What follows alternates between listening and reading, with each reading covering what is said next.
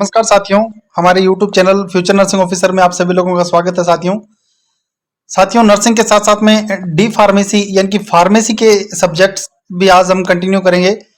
जो 5 सब्जेक्ट है pharmacy D pharmacy के जो फर्स्ट ईयर है उसके अंदर 5 सब्जेक्ट है, उसके अंदर हम स्टार्ट करें। आज हमारा पहला जो subject human anatomy and physiology हम स्टार्ट कर रहे हैं, उसका फर्स्ट चैप्टर है। मैं आपको बताऊंगा ये जो नोट्स आपको मैं पढ़ाऊंगा साथियों, ये डी फार्मेसी के साथ साथ में नर्सिंग के साथ में भी उतने ही इंपॉर्टेंट है जितने कि डी फार्मेसी के अंदर। ठीक है, तो इन्हीं के अंदर से नर्सिंग फील्ड के अंदर जितने भी एग्जाम होते हैं उनके अंदर क्वेश्चन आते हैं। सेम ही पैटर्न रहता है, सेम ही इसका जो डाटा है वो रहता है। तो चलिए जो आज की हमारी क्लास है उसको हम स्टार्ट करेंगे। ह्यूमन अनाटमी एंड फिजियोलॉजी की ये class chapter first D pharmacy के लिए हम स्टार्ट कर रहे हैं। इसके अंदर हम क्या क्या चीज पढ़ेंगे साथियों, scope of anatomy and physiology के जो स्कोप है उसको हम पढ़ेंगे और डेफिनेशंस ऑफ वेरियस टर्मिनोलॉजी। तो साथियों नर्सिंग और फार्मेसी दोनों के अंदर जो इंपॉर्टेंट चीज होती है वो है टर्मिनोलॉजी। जब तक हमें टर्मिनोलॉजी का नहीं पता, ठीक है, तब तक हम जो लैंग्वेज है उसको नहीं समझ पाते हैं कि जो नर्सिंग की जो लैंग्वेज है, जो फार्मेसी की जो लैंग्वेज है वो क्या होती है, किस चीज को क्या कहा जाता है, किस वर्ड को किस चीज के लिए कौन सा वर्ड है वो यूज किया जाता है। तो टर्मिनोलॉजी जो है वो बहुत ही इंपॉर्टेंट रहती है। जब हमें ये टर्मिनोलॉजी समझ में आ जाएगी, हमें ये जो टर्म्स है, जो वर्ड्स है, उनका मीनिंग हमें पता लग जाएगा, तब हमें क्या बहुत ही इजी रहेगा इसको समझना। तो जो स्टार्ट करते हैं, जो आज की हमारी क्लास है डी फार्मेसी के लिए, अनोटमी से हम स्टार्ट करेंगे कि अनाटमी क्या है। सबसे पहले अनोटमी से हम स्टार्ट करेंगे। अनोटमी क्या है? Anatomy is a branch of, सबसे पहले इसकी डेफिनेशन की हम बात कर लेते हैं। अनोटमी क्या है? Anatomy is a branch of science. ये क्या है? एक साइंस की एक ब्रांच है, ठीक है। इन विच, इसके अंदर हम क्या चीज करते हैं, डील्स विद, किसके साथ में डील करते हैं, इंटरनल ऑर्गन जो होते हैं और स्ट्रक्चर इज कॉल्ड। जो इंटरनल ऑर्गन है उनकी जो स्ट्रक्चर कैसी है उसकी हम बात करेंगे साथियों। जो इंटरनल ऑर्गन है उसकी जो स्ट्रक्चर है उसकी हम बात करेंगे, ठीक है। जो इंटरनल ऑर्गन है उसकी जो स्ट्रक्चर है उसकी हम बात करेंगे। एनाटॉमी क्या है? एक ब्रांच है, साइंस की एक ब्रांच है जिसके अंदर हम क्या करेंगे, डील करेंगे जो इंटरनल ऑर्गन जितने भी बने हैं उनकी स्ट्रक्चर कैसी है, उनकी बनावट कैसी है, वो उसके बारे में बात करेंगे। एनाटॉमी जो वर्ड है वो ग्रीक वर्ड है, ठीक है। एना का मतलब होता है अप और टॉम का मीनिंग होता है कि कटिंग, ठीक है। तो ये दो वर्ड से मिलकर के बना होता है एना और टॉम, ठीक है। और फादर ऑफ एनाटॉमी की हम बात करते हैं। सबसे इंपॉर्टेंट एमसीक्यू यहाँ से बनता है नर्सिंग के अंदर, फार्मेसी के अंदर, कि जो एनाटॉमी का फादर है उस किसको कहा जाता है, तो एंड्रियस वेसालियस को जो फादर ऑफ एनाटॉमी है कहा जाता है साथियों। तो ठीक है, तो ये जो साइंटिस्ट है इसका नाम आपको याद में रखना है, एंड्रियस वेसालियस इसको कहा जाता है, ठीक है। फिजियोलॉजी की हम बात करें, एनाटॉमी और फिजियोलॉजी दो सब्जेक्ट हम एक साथ कंटिन्यू पढ़ेंगे क्योंकि दोनों सब्जेक्ट जो एक दूसरे के साथ में कंबाइन है, एक दूसरे के साथ जुड़े हुए हैं। जब तक हम एनाटॉमी पढ़ेंगे, एनाटॉमी जो है वो सिर्फ स्ट्रक्चर और बनावट जो रहेगी किसी भी ऑर्गन की, किसी भी सिस्टम की, वो रहेगा। लेकिन वो वर्क कैसे करता है, जो ऑर्गन बना है, जो जो उसकी संरचना है, जो उसकी बनावट है, वो वर्क कैसे करती है, ठीक है, वो होता है फिजियोलॉजी के अंदर। और फिजियोलॉजी के अंदर हम डील करेंगे किसके साथ में, वर्किंग प्रिंसिपल, उसका जो वर्किंग प्रिंसिपल है, काम करने का जो प्रिंसिपल है, डिफरेंट बॉडी सिस्टम, जो बॉडी के अलग अलग सिस्टम है वो वर्क कैसे करते हैं और इंटरेक्शन करते हैं एक दूसरे के साथ में, जो वर्क करते हैं बिटवीन ईच अदर, एक दूसरे के साथ में, ठीक है। In the physiology we will discuss about metabolic pathway of body system and their activities. तो क्या करेंगे हम फिजियोलॉजी के अंदर, हम जो भी बॉडी का जो सिस्टम है वो कैसे एक्टिविटी करता है, कैसे वो वर्क करता है, ये हम स्टडी करेंगे। Scope of anatomy and physiology की हम बात करते हैं कि स्कोप क्या क्या है, एनाटॉमी एंड फिजियोलॉजी के स्कोप की हम बात करते हैं। सबसे पहले हम बात करेंगे कि एनाटॉमी की ब्रांचेस क्या क्या होती है, ठीक है। एनाटॉमी क्या चीज है और एनाटॉमी की ब्रांच क्या कौन कौन सी होती है, ठीक है। फर्स्ट की बात करें हम तो डेवलपमेंट बायोलॉजी या एम्ब्रियोलॉजी इसको कहा जाता है। इसको दो वर्ड में हम डिफाइन करते हैं, डेवलपमेंट बायोलॉजी और एम्ब्रियोलॉजी। साथियों सबसे पहले एम्ब्रियोलॉजी मतलब स्टार्ट कहाँ से होता है, सबसे पहले हम यही चीज पढ़ेंगे कि जो अनाटॉमी है, जो ह्यूमन बॉडी की बनावट है, जो संरचना है, जो भी है, मतलब वो स्टार्ट कहाँ से होती है, जीरो लेवल से स्टार्ट, और जीरो लेवल से हम पढ़ेंगे। तो इन दिस ब्रांच अनाटॉमी के अंदर क्या करेंगे हम, deal with the structural changes and structural development है।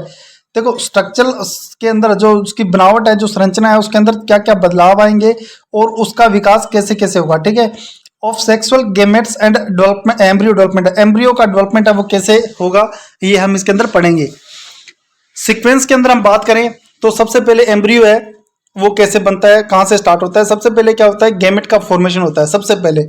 उसके बाद क्या होएगा, जब ओवम बनता है, ठीक है, स्पर्म और ओवम जब ओवुलेशन वहां पर होता है तो गैमेट का फॉर्मेशन होगा। गैमेट का फॉर्मेशन होने के बाद में फर्टिलाइजेशन होगा। दोनों के अंदर क्या, स्पर्म और ओवम के बीच में क्या फर्टिलाइजेशन होगा।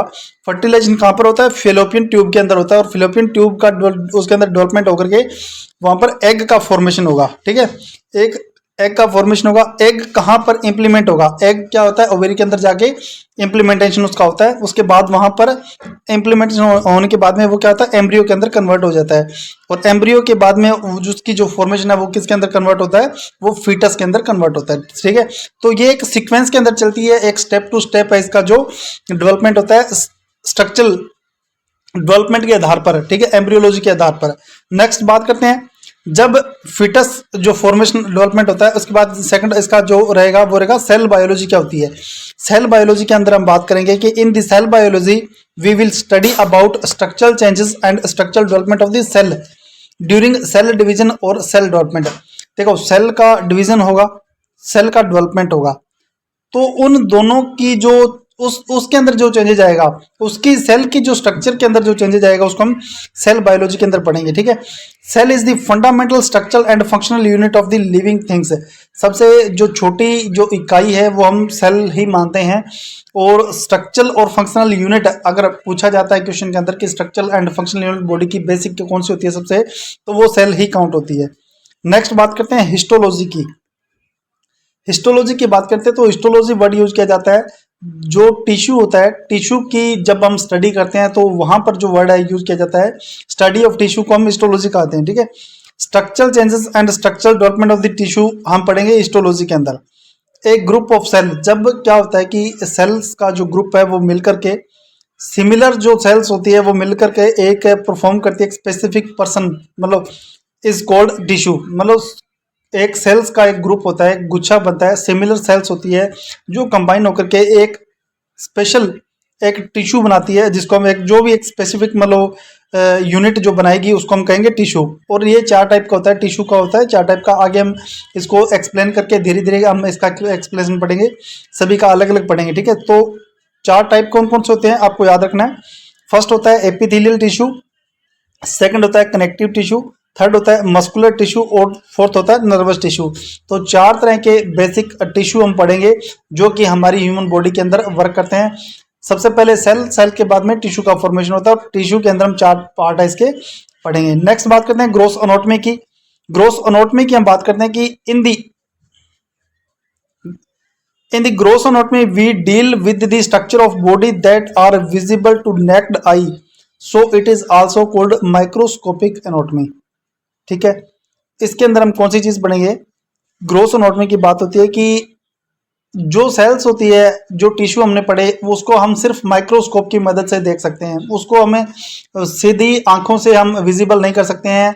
हम उसको सिर्फ अगर हमें देखना है, किसी सेल की स्ट्रक्चर हमें देखनी है, बनावट हमें देखनी है, किसी टिश्यू की स्ट्रक्चर हमें देखनी है, तो उसको हमें क्या करना पड़ेगा कि माइक्रोस्कोप के अंदर ही हमें देखना पड़ेगा। लेकिन ग्रोस एनाटॉमी के अंदर हम क्या चीज पढ़ेंगे कि इस हद तक टिश्यू की ग्रोथ हो चुकी है कि उसको हम मतलब बिना किसी माइक्रोस्कोप के देख सकते हैं, बिल्कुल नंगी आंखों से उसको हम देख सकते हैं, और उसको हम मैक्रोस्कोपिक एनाटॉमी भी कहते हैं।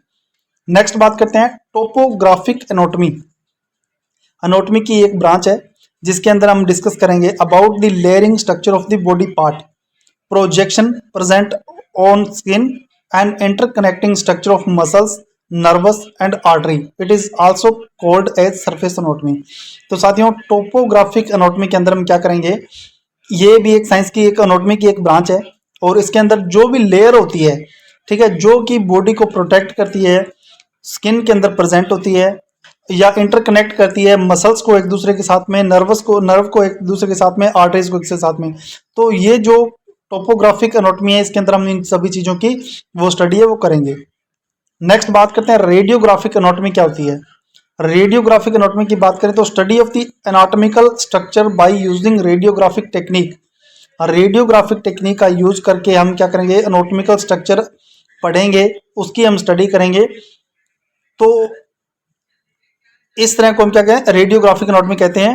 और इस प्रोसीजर के अंदर जैसे हम एक्सरे का यूज कर रहे हैं, ठीक है, तो ये क्या करेंगे, 3 dimensional object in 2 dimensional image. तो देखो, इमेज जब भी कोई भी रेडिएशन यूज करके, रेडिएशन थेरेपी जब मतलब टेक्नोलॉजी टेक्निक हम यूज करके, जैसे हम किसी को एक्सरे कर रहे हैं तो एक्सरे करके हम क्या करते हैं, उसकी स्ट्रक्चर है, जो बनावट है बोन्स की, जो भी स्ट्रक्चर, वो रेडियोग्राफिक स्टडी कहलाती है, ठीक है। तो रेडियोग्राफिकल एनाटॉमी के अंदर हम यही बात करेंगे कि किसी भी जो एनाटॉमिकल हमें स्टडी करती है, स्ट्रक्चर हमें देखनी है, तो वो हम अगर वो देखते हैं, हम रेडियोग्राफिक की मदद से देखते हैं, तो वो रेडियोग्राफिक एनाटॉमी के अंदर हम स्टडी करेंगे। नेक्स्ट बात करते हैं सिस्टमेटिक एनाटॉमी। सबसे इंपॉर्टेंट एनाटॉमी का जो पार्ट है वो रहेगा सिस्टमेटिक एनाटॉमी, ठीक है। जो बॉडी है, सबसे पहले टिश्यू का फॉर्मेशन हुआ, ठीक है, टिश्यू के फॉर्मेशन के बाद में सेल का फॉर्मेशन हुआ, सेल के बाद में टिश्यू का फॉर्मेशन हुआ, टिश्यू के बाद में जो बॉडी है वो एक दूसरे के मिलकर ऑर्गन का फॉर्मेशन हुआ, ऑर्गन के बाद में क्या हुआ कि सिस्टम का फॉर्मेशन हुआ। सिस्टम है वो मिलकर के फिर क्या करते हैं, पूरी बॉडी का निर्माण करते हैं, ठीक है। तो सिस्टम अलग अलग बॉडी के अंदर हम जब एनाटॉमी एंड फिजियोलॉजी सब्जेक्ट को जब हम पढ़ते हैं, तो टोटली बॉडी के जितने भी सिस्टम है उसको हम इसके अंदर स्टडी करेंगे। सिस्टम के अंदर मैं बात करूं तो मोस्ट इंपॉर्टेंट जो जो सिस्टम है मैं आपको बता देता हूं। सबसे पहले होता है इंट्यूग्यूमेंट्री या एक्सोक्राइन सिस्टम, सेकंड होता है एंडोक्राइन सिस्टम, थर्ड होता है नर्वस सिस्टम, और फोर्थ होता है लिम्फेथेटिक इम्यून सिस्टम। लिम्फेथेटिक सिस्टम या इम्यून सिस्टम इसको कहते हैं। नेक्स्ट बात करते हैं मस्कुलर सिस्टम, नेक्स्ट होता है स्केलेटल सिस्टम, और नेक्स्ट होता है respiratory system, circulatory system, digestive system, urinary system, और होता है रिप्रोडक्टिव सिस्टम। तो ये जो सिस्टम है ये सारे मिलकर के एक दूसरे पर ये डिपेंड होते हैं, एक दूसरे के साथ में अटैच होकर कनेक्ट कर क्या करते हैं, पूरी बॉडी का जो स्ट्रक्चर है उसको बनाते हैं और उस मतलब फिजियोलॉजी वर्क करते हैं, ठीक है। टोटली एक दूसरे टुगेदर ईच अदर ये मिलकर के वर्क करते हैं। नेक्स्ट बात करें ब्रांच ऑफ फिजियोलॉजी, तो अनाटॉमी की हमने यहाँ तक बात करी। सबसे पहले गैमेट्स बना, एम्ब्रियो बना, सेल बनी, टिश्यू बना, ऑर्गन बने, सिस्टम बना, ठीक है। तो ये जो सारे ऑर्गन सभी की स्ट्रक्चर हमने अनाटॉमी के अंदर पढ़नी है। लेकिन जो फिजियोलॉजी की बात करेंगे तो सेल की फिजियोलॉजी क्या है ये हम पढ़ेंगे। जो भी सेल बनी है, टिश्यू बनी है, सभी की अलग अलग फिजियोलॉजी रहेगी, सभी का अलग अलग वर्क रहेगा, इनकी एक्टिविटीज है वो सभी हम पढ़ेंगे फिजियोलॉजी के अंदर। तो स्टडी ऑफ सेल, उसका सेल की जो फंक्शन की स्टडी है वो हम सेल फिजियोलॉजी के अंदर पढ़ेंगे। वर्किंग प्रिंसिपल क्या है और interactions of the cell with each other is called cell physiology. Endocrinology की बात करें तो study of the hormonal substances and their functions, how to control our body is known as endocrinology. जो भी hormone substances होते हैं जो हमारी बॉडी के अंदर फंक्शन करते हैं और हमारी बॉडी को कंट्रोल करते हैं उसको हम क्या कहेंगे, एंडोक्राइनोलॉजी। नेक्स्ट बात करते हैं न्यूरोफिजियोलॉजी, तो स्टडी ऑफ नर्वस सेल्स की हम स्टडी करेंगे तो वो न्यूरोफिजियोलॉजी के अंदर काउंट होंगी। नर्व है वो कैसे फंक्शन करती है, कैसे वो वर्क करती है, ठीक है, कैसे वो मैसेंजर एक दूसरे के पास में अपने जो थॉट्स जो है मैसेंजर की तरह वर्क करती है, और कैसे वो अपने मतलब जो सेंसेशन वगैरह होती है जो भी।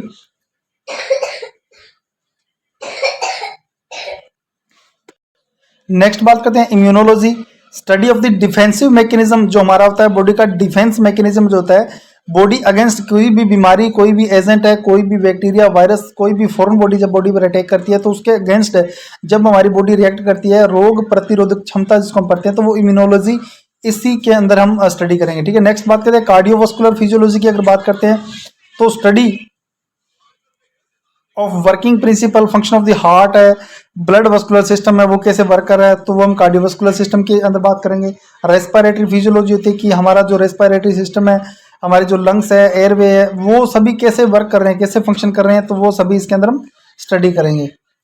नेक्स्ट बात करते हैं renal physiology, study of working principle functions of the kidney, uterus, urinary bladder, urethra, ये सभी कैसे फंक्शन करते हैं, कैसे वर्क करते हैं, तो इन सभी के हम जो स्टडी करते हैं उसको हम रेनल फिजियोलॉजी के नाम से जानते हैं, इसके नाम से हम इसको समझते हैं। पैथोफिजियोलॉजी की बात करेंगे तो पैथोफिजियोलॉजी के अंदर हम function change during the disease, अगर हमें कोई डिजीज हो जाती है, कोई भी बैक्टीरिया वायरस हम पर अगर हावी हो जाता है तो वो हमारी बॉडी में कुछ चेंजेस ला देता है, ठीक है। तो वो सभी जो हम स्टडी करेंगे वो क्या क्या चेंजेस हो सकते हैं। हमें जैसे इन्फेक्शन हो गया, हमारी जो WBC काउंट बढ़ गया, हमें कोई भी मतलब जैसे हमारे यूरिन के अंदर पसल्स कुछ भी अगर हमारे उसके अंदर चेंज होता है तो वो पैथोलॉजी फिजियोलॉजी के अंदर पैथोलॉजी के अंदर हमें पढ़ेंगे।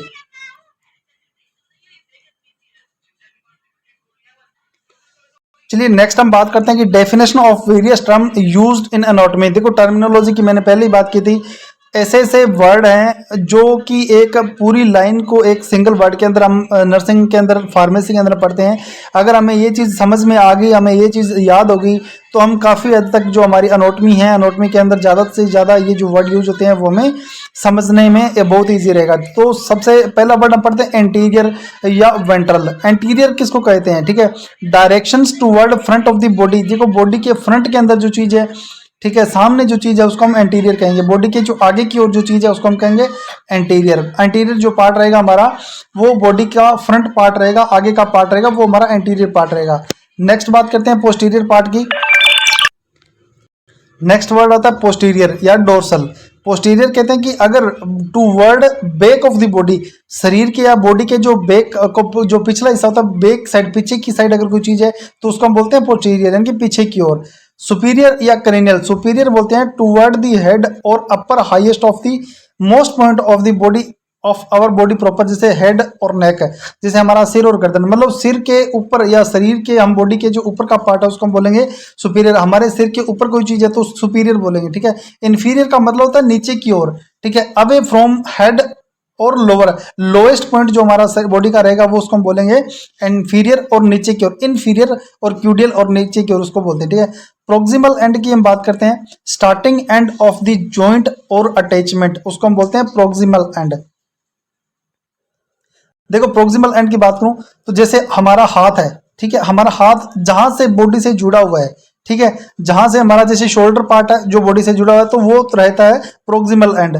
डिस्टल एंड की बात करूं तो हमारा हाथ जहां पर खत्म होता है, जहां पर जाकर एंड होता है ना, तो वो होता है डिस्टल, वो हमारा बॉडी का दूर का पार्ट रहेगा। एक इमेज है वो नीचे मैंने दिखाई हुई है, तो इसमें क्लियरली हम ये चीज देख सकते हैं, ठीक है। सुपीरियर जो पार्ट रहेगा वो ऊपर की ओर रहेगा बॉडी के, प्रोक्सिमल ये शोल्डर की तरफ रहेगा, डिस्टल है वो नीचे की तरफ रहेगा, लेटरल साइड है वो ऐसे दोनों की साइड में रहेगी।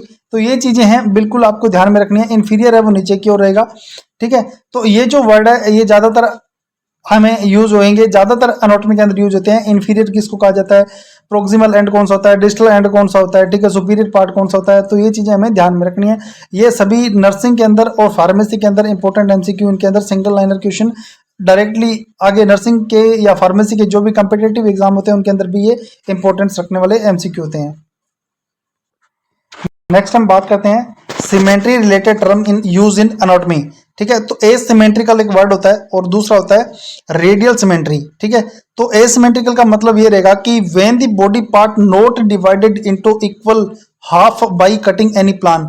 देखो हम बॉडी को किसी भी तरीके से काटते हैं, चाहे हम ऐसे काटते हैं चाहे हम ऐसे तिरछा काटते हैं, बॉडी को किसी भी तरीके से हम काटते हैं, मतलब हमने बीच में से बॉडी को काटना है, तो किसी भी तरीके से काटने के बाद भी हमारी जो बॉडी है वो इक्वल नहीं करती है, एक जैसी नहीं करती है, दोनों ऐसे हैं वो सेम नहीं रहते हैं, तो वो एसिमेट्रिकल होते हैं। लेकिन रेडियल सिमेट्रिकल का मतलब होता है भी जब हमने बॉडी पार्ट डिवाइड कर दिए हैं दो इक्वल, मतलब कोई भी हमने एक ऐसे कट लगाया और जो बॉडी का पार्ट है दोनों सेम इक्वल कट गया तो उसको रेडियल सिमेट्रिकल बोलते हैं, ठीक है।